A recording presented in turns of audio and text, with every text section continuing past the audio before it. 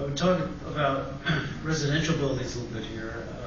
I see Hal Fettner and his partner Damon are here, who are one of our clients that we're doing the 31st Street project, which is going to be a silver-rated LEED project, which is a 58-story tower right near Penn Station.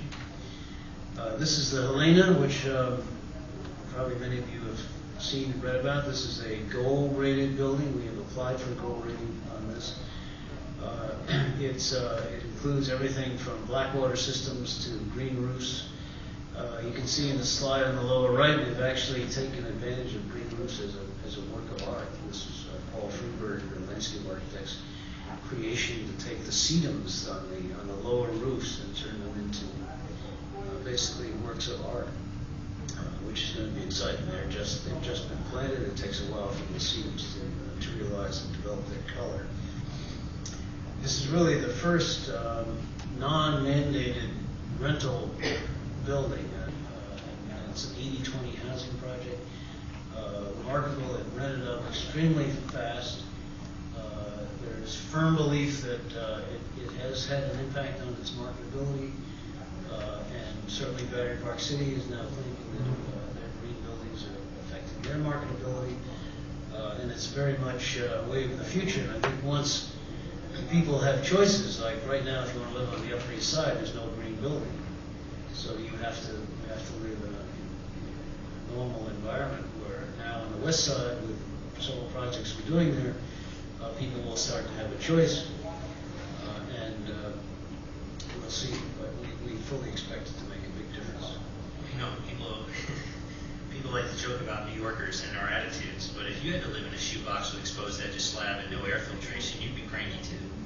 And unfortunately, that has been accepted in the residential market for some time until now.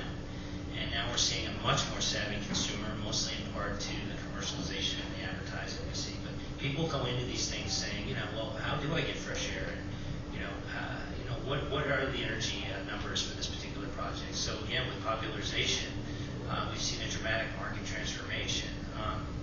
It's not for everybody, but it's certainly coming. And as someone who grew up in New York and is a little bit concerned about my health, I think it's a positive step in the right direction. And again, we have a huge influx of people moving back to the cities, and we're very fortunate to be in a position to help locate and house all these people in the right way.